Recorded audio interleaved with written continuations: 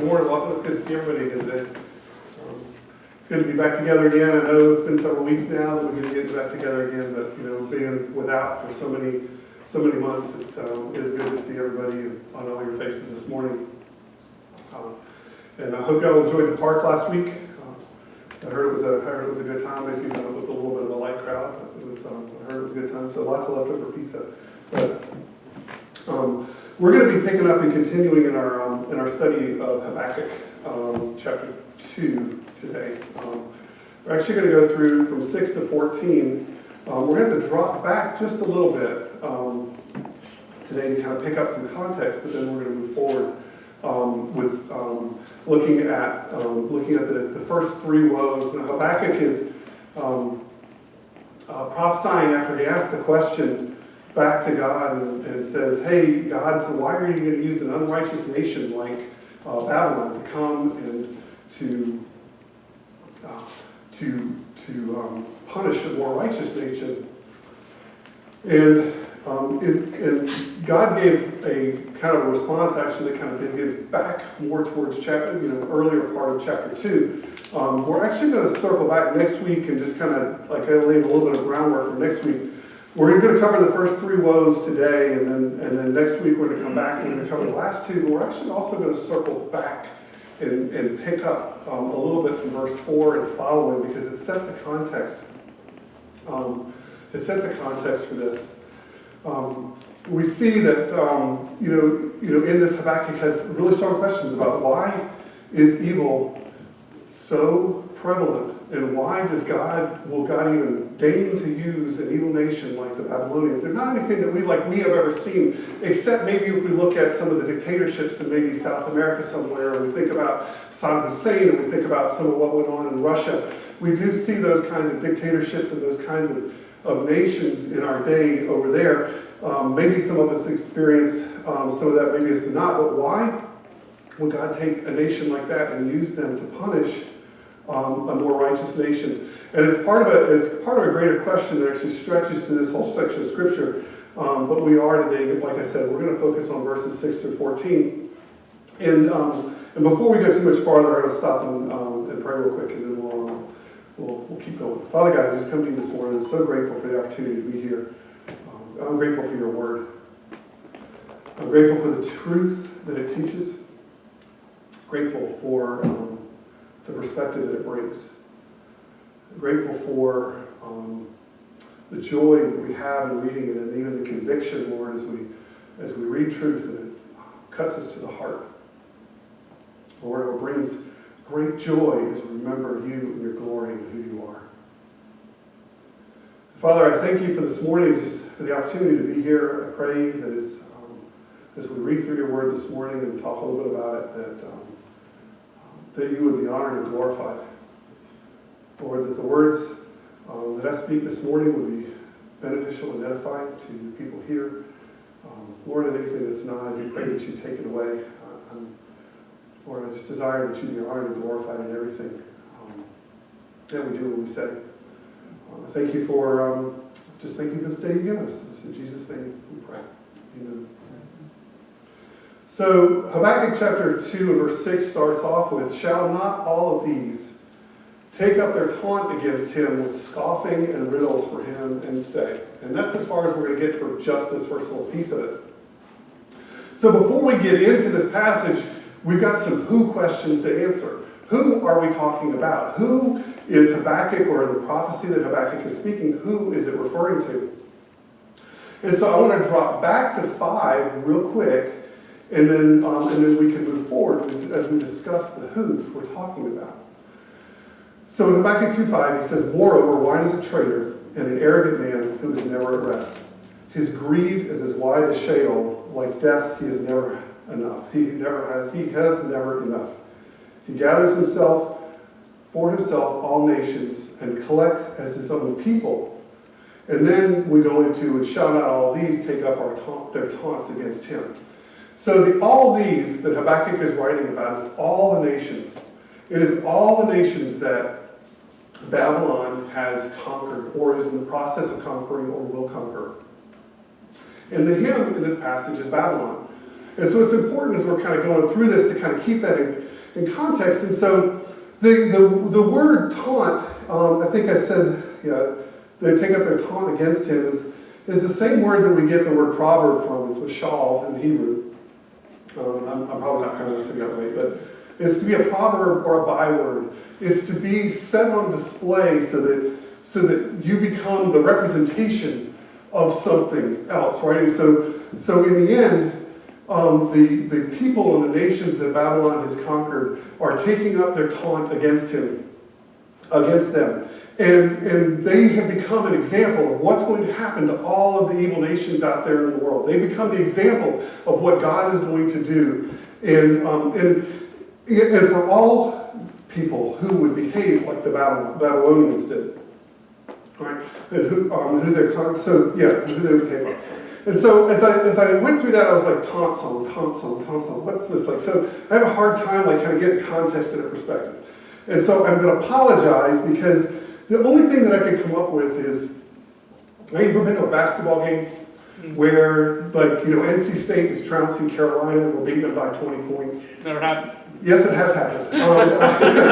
Yes, it has happened. And at the end of the game, as the clock is winding down, they're going, na, hey, goodbye. Right? It's just over and over and over again. And that's what's going on. Right? These people that have been oppressed by the Babylonians, have been conquered, who've had wealth stolen. Well, probably won't happen again for another 15 years, but but it did happen back in my day a couple of times. So, but the people of Babylon have conquered and stolen the lives and the livelihood and the treasures of the nations, and made the people poor, reduced them to slavery, destroyed their homes and their cities, all in this quest for wealth and status and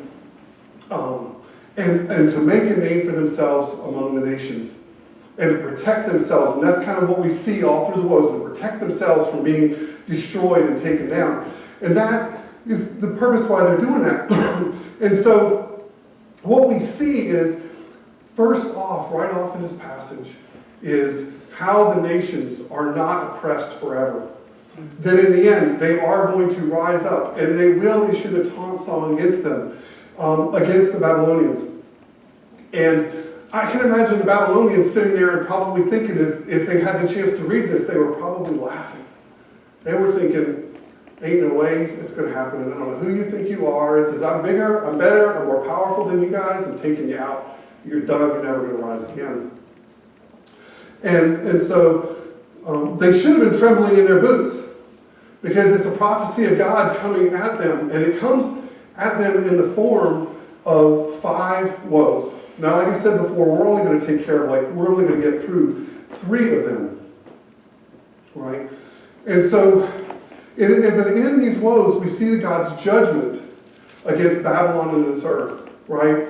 It's not the permanent justice that's going to come one day. And what I like about stopping in verse 14, and we'll see it at the end of 20 as well, is that we get a bright glimpse. Right? As we go through these woes, it's dark. It really is very dark. There's not a lot to recommend. You look at this and it's like you see what's going on and it really is dark, but in the end, we see that God has a purpose behind what is going on. And I'll tell you again, it is His glory. It's that the earth may know His glory. And so we see it and we know in the end that evil is going to be wiped out and God's glory is going to be, as it says in verse 14, it says God's glory is going to cover the earth, it's going to cover the earth like the seas cover, the waters cover the seas and the oceans. And so in any case, the interesting thing though is that as Habakkuk is going through these different woes, that these are the same things that the nation of Judah is being judged for themselves. These are in part and parcel the reasons why God is sending the Babylonians to punish the Jews and drive them from the land. So even Judah is not escaping from this, and this is almost a cyclical thing where God raises up an evil nation that does something right for His purposes, and then we see that nation destroyed later on. Again, we see a level of that justice here, but I think the thing that really, drives this thing home at the end is that all of this is ultimately for the glory of God, right? For him to right all the wrongs and for his glory to be known. And he's driving all of history to that conclusion, and that's in part what this is speaking to. Right? It doesn't just, I don't think that Habakkuk just speaks to the idea of being torn down now and justice here on this earth. I think Habakkuk is speaking to and looking forward to Revelation 17 when Babylon is fully and finally destroyed and wiped from the face of the earth, as is all evil, and the glory of God is known by all who know him. And so what does the word woe mean? So Habakkuk uses this word several times. He says, well, what does the word woe mean? Well, woe is a word that is like very often used in the Old Testament in a funeral. It's a lament. It's like saying, it's almost like I'm going down to the dust. I'm just, it communicates a great sadness and misery. Right? And the problem is that the person who would utter that at a funeral might be doing it because of what's happened to them. In this case, God is prophesying against them this woe that is going to come upon them because of what they've done. And as we go through these woes, I think the thing, except for the last one we covered today, there's an in-kind treatment of the nation for the things that they've done. God's justice, right, is such that when the vengeance comes from the people that have been overtaken, the vengeance against the Babylonians is in kind with what they've done, and it's a similar thing to the Judahites as well. That the judgment and the things that are happening to them are in kind, right? And it brings back the idea, right? Paul in Galatians chapter 6. We just went through that not too long ago. He says, you will reap what you sow. And this is what is happening. Babylon is coming through, and they're sowing out seeds of impoverishing nations and destroying them and other things like that. And in the end, although again, I'm going to keep going back and saying this, that it's not full and final and complete, because we're looking forward to the time when Christ comes again, when we see all of that. But we do see today, even think about it, right? How many nations have we known, what we would characterize and look at as evil nations that have risen up and persecuted their people? We think about Russia, Romania, Poland. We think, all of these things have fallen, within my lifetime, where they persecuted people and destroyed those that lived within their boundaries. Where we see some of those nations down in South America and in Central America, and how those have risen and fallen.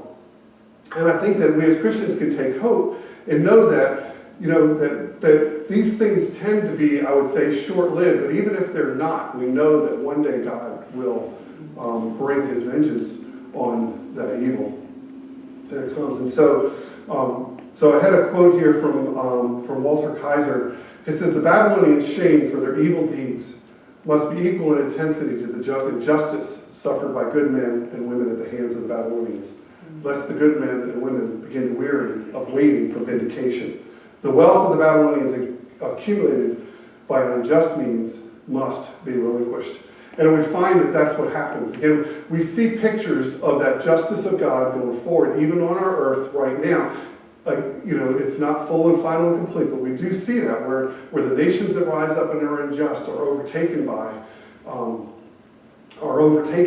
and end up suffering many of the same consequences that they visited when they were rising to power.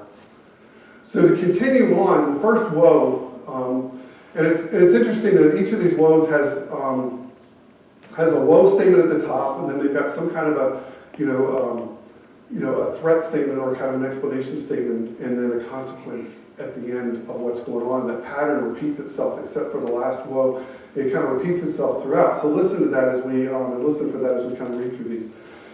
So let me go back and read verses 6 through 8, and we'll talk about it a little bit. Shall not all these take up their taunt against him with scoffing and riddles for him and say, woe to him who heaps up what is not his own. For how long? And loads himself with pledges. Will not your debtors suddenly arise, and those awake who will make you tremble?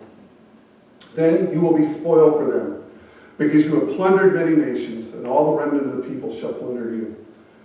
For the plunder of man and violence to the earth, to cities and all who dwell in them. So as I mentioned before, this passage could refer to, or it does actually refer to Babylon, but it could refer to any tyrant at any point in time. The passage passes woe onto any people who would oppress others. One of the things I forgot to mention in my introduction is that it's intriguing to me that in this, that God looks at Babylon as a nation as a whole. He doesn't actually look at the individual per se in that, except the activity and the behavior of the nation, and ends up judging the nation for that activity and that behavior, and causing them to experience the retributive consequences of those actions as a nation, and not just as an individual. And that's certainly true even of Judah as she was taken down. There was many righteous people who died as the Babylonians were attacking. And so I don't know that that the righteous have a pass out in that particular case when that comes. If there were any such as that within Babylon. And so it's kind of intriguing because this first one has a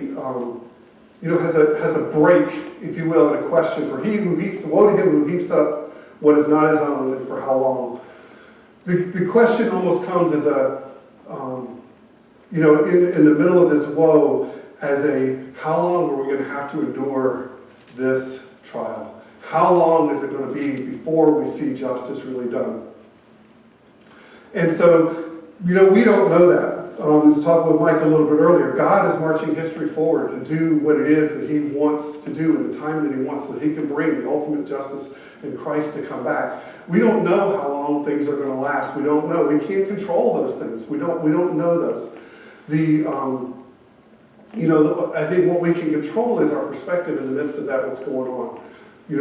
We can know and trust that God has a plan in the midst of this, what he's doing, that God is sovereign over this, and that he's ultimately going to bring about his purposes and the things that he wants to happen. And that ultimately, that's not just a random thing. We know that it's good and just and right that he's going to bring. So a pledge, in the end, is something that's offered, right? We have this today. I bought a house. I recently refinanced my house not too long ago to get a lower interest rate, and I had to offer up my house as pledge for the loan that I was taking. In the days of of this time, they probably didn't have a house that they could offer up in such a way. So oftentimes they would offer up a cloak, or they'd offer up things along those lines as a pledge against the money that was borrowed. Saying that, hey, I'll pay this back and you can have this as I'll hold on to it, but then you can have this if I don't pay the money back. So it's something that's offered in security. And so even as we look at this, we have the taste and the flavor of the fact that the Babylonians are rolling through and plundering all these nations and taking things which are not theirs, which don't belong to them, stealing, in effect, the pledges from the people, and keeping them. In my research and my studies, the scholars that have studied the Babylonian nation, right, there was a huge practice of extortion from the people. They would go and they would say, "You owe this," and they say, "No, I don't owe this." It's not, "You owe this. You owe this much more." And they would end up taking from the people over and above. And it was all for their own self-aggrandizement, right? Their own self-building up, right? And so the consequence here is that in the end, that evil nations like this can't stand. That people will rise up, and that's what we see, is that they will rise up, and in the end, the people that are oppressing will become the oppressed. Right, and we see that cycle so much, right? And that they become oppressed, and they become the oppressors and take back from them what the nations plundered, what the Babylonians plundered from them. It ultimately gets taken back. So the question in here that Habakkuk writes in here, "So will not your debtors suddenly arise, and those awake who will make you tremble," isn't a real question. It's a rhetorical question. It's a guaranteed thing that's going to happen. It will happen. The debtors will rise up. and those who awake will make them tremble. They will make them tremble in the end. And so the Babylonians used their power to take advantage of the nations. Right? They should have probably, as I mentioned before, already been trembling, but they were probably laughing because they were sitting pretty at the moment. They were on their rise to power. And in the end, they would be plundered themselves. Let me take a look at the second woe here, in verses 9 through 11. It says, "Woe to him who gets evil gain for his house, to set his nest on high, to be safe from the reach of harm. You have devised a shame for your house by cutting off many peoples, and you have forfeited your life. For the stone will cry out from the wall, and the beam from the woodwork will respond." This one builds on the last one. Right? The last one says, hey, they're building up their fortunes, and everything else right in their house. But here, Habakkuk goes farther. Right? Habakkuk goes farther and says that that all of this was to build up the fortunes and the power structures, all so that they could maintain power, to prevent themselves from coming to harm, to lord it over the people. They did this all for evil gain. Jeremiah 22:17 says, "But you have eyes and a heart, only for your dishonest gain, for shedding innocent blood and for practicing oppression and violence." That, in the end, really, if you go back up and you take that word evil gain in there, you can replace that with that idea. That's what was going on. And they did this all, right, for the purposes of building up their house, right? Not only their physical residence, which I'm sure it was, but also their families and setting their families up so that they had. It says that they set their nest on high. Because the idea of the eagle's nest, which is built in a high place, and the eagle's flying around, soaring over all that it can survey and saying, how mighty and great am I? I'm invincible against everything that's going on. Anyone who I want to conquer, I will conquer. Anyone who I want to take things from, I want to take things from.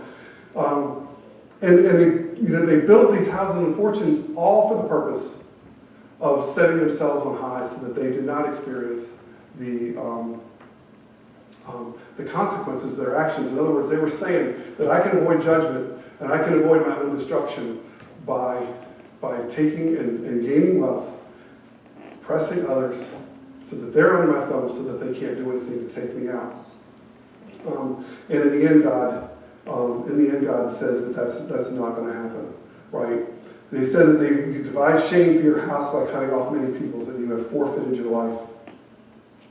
And in the end, it doesn't matter, because even if there aren't people around to cry out, the stone and the wood and the houses will cry out even against them. God often uses inanimate objects in the Old Testament to call as witnesses. Those inanimate objects that are somehow or other involved in witnessing or seeing what is going on. Their houses, in effect, were like this. It's a poetic device. That their houses were in effect just like this. They were the ones that were built up in this. God often called the mountains and the hills to witness, or the heavens and the earth to witness against people who were rebelling against God, and he does so again here. And so we can see through these first two woes that God is not, even the people in the lowest rungs of society are not invisible to God. And he's ultimately concerned with all of them as justice comes back to them. And the final woe that we're going to talk about today, woe to him who builds a city with bloodshed and crime. The Babylonians were ruthless people. In the previous two examples, we see how people are gaining wealth by unlawful and unethical means. And it ends with the description of the purpose, in this particular case, this one ends with the purpose of God in the world. Nebuchadnezzar and Babylon built and beautified their city at the expense of the blood and the lives of the people they conquered. The city had been built by shedding blood of innocent victims through the commitment of serious crimes, and had been built on basically what the word iniquity means, which is basically a crime: badness, malice, injustice, perversity. That Babylon was known for, it's one of the seven wonders of the world, and the Hanging Gardens of Babylon and other things like that. And all that was built with on the backs basically of the conquered people. You were weak and ultimately powerless because against this nation. I think it's interesting here in the middle of this. This is the second time Habakkuk uses this word, in chapter 2. He says, behold. Right? He says, behold. We have to stop and look. He says that once before in chapter 2, verse 4. He says, behold there as well. And so we're going to go back and take a look at that one as we march forward with this, because I think it's instructive in looking at the passage. We're not going to do that today, though. Behold, is it not from the Lord of the hosts that people labor merely for fire, and nations weary themselves for nothing? And I actually didn't read that section, so let me go back and do that. I think I was rushing through just a little bit. So let me go back to verse 12 and start up again. So woe to him who builds a town with blood and founds a city on iniquity. Behold, is it not from the Lord of hosts that the people labor merely for fire, and nations weary themselves for nothing? For the earth will be filled with the knowledge of the glory of the Lord as waters cover the sea. And so the Lord of hosts, I don't want to say Paul more long, but as Habakkuk said here, the Lord of hosts, right? This speaks of God's royal dominion. It is the God who presides over heaven, who is witnessing this and who is acting in the middle of this scenario and what's going on here. The people labor merely for fire. The nations weary themselves for nothing. This speaks to the fact that God, all the nations in Babylon here have sought to exalt themselves and to build themselves up and to take and to oppress the peoples and remain in that position. And what God says here, the peoples labor merely for fire. I think that what Habakkuk is saying here is that ultimately everything that they have is going to be burned up. You are laboring for all of these things, and in the end, it will be destroyed. Right? You are wearying yourself for nothing. You're fighting against the Lord of hosts, and you're going to weary yourself in doing that, and you won't win in the end. The Lord of hosts controls his army against Babylon, and Babylon has no chance against it. And it is not from the Lord of hosts that people labor merely for fire, and the nations weary for nothing. The efforts that they have will come to naught. Fighting him is an exhausting and fruitless labor. The Lord proves that he is sovereign in this over whole of this and scenario and everything that is going on. He frustrates the purposes of the proud and the arrogant, causing them to live those who will trust in him. This woe describes the futility of getting and spending without dependence on the Lord. And it's interesting, though, in this particular woe, it doesn't end in a sense with the same consequences as the other ones. Right? The other ones kind of go into a consequence and say, you'll be plundered just as you plundered. And in this one, though, it says the earth will be filled with the knowledge of the glory of the Lord as waters cover the sea. This knowledge of the glory of the Lord is going to come. It comes in part now, much more in the future. Right? When we see Babylon fully and finally destroyed as a representation of all of the evil systems of the world. And I think that this is the place where we get that one bright shining star in the midst of all of this darkness and the place that I really wanted to get to. Because this place leads us to hope. Right? It is in a sense kind of the vindication of faith. It's the vindication of our trust in him as we see God ultimately make right everything that is wrong. And that, makes right everything that is wrong. And it does make in part an answer for what Habakkuk asked earlier, and the question of the problem of evil and what it's doing and how it's succeeding in the world and how can God use evil. Because ultimately he will be glorified and the knowledge of his glory is going to spread throughout the entirety of the earth. Right? And we begin to catch a light in the darkness here. God's desire, right? So we look at this and go, yeah, God, you're winning, you're punishing that which is evil. But that's not really God's purpose in this. God's purpose is not just to punish that which is evil in this thing, but it's that his glory may be known. Beyond the punishment of the wicked, right, is the desire that the world is going to know him. They wanted to spread, the prophets wanted to spread the Babylonians actually wanted to spread the knowledge of themselves and their glory. But God instead will be the one that becomes famous throughout the world, and his glory will be held. And I was thinking, it's like the image that's portrayed here, right? There is not a place, not a nook, not a cranny, not any little spot in the ocean where the waters don't cover the sea. It covers and it pervades everything. It washes over.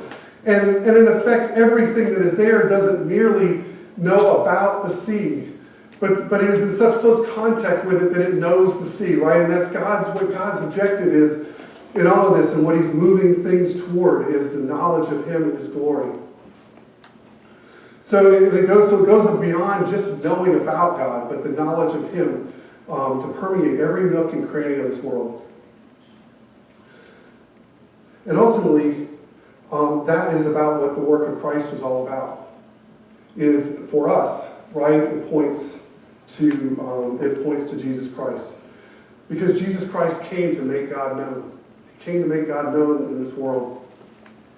2 Corinthians chapter 2, verses 14 to 16 says, but thanks be to God, who in Christ always leads us in triumphal procession, and through us spreads the fragrance of the knowledge of him everywhere. For we are the aroma of Christ of God among those who are being saved and among those who are perishing. To one a fragrance of death to death, and the other from fragrance of life to life. Right? And ultimately, this thing for us, right? Christ ultimately came that we could know God. Christ ultimately came. He did come to pay the penalty for those sins so that we could ultimately know the Father. Right? He came that we could be filled with that knowledge of the glory of the Lord. And this is what I believe that this thing points to, is that ultimately it points to Jesus Christ. And so we're going to pick up the last two woes the next time. I won't focus on them quite as much as I focused on these today, and look back to really the question, the full response to the question of what do we do with God in the presence of the wicked and evil in the world, and how does that play out, and look at maybe a little bit more full picture of Habakkuk chapter 2, so if you want to pray and close it. Father God, I pray that your glory would be known throughout the earth. I thank you that we see a picture of the fact that you are moving and you're sovereign and you are moving things and moving history towards that ultimate conclusion where Jesus Christ comes back again. That we're able to finally fully know you.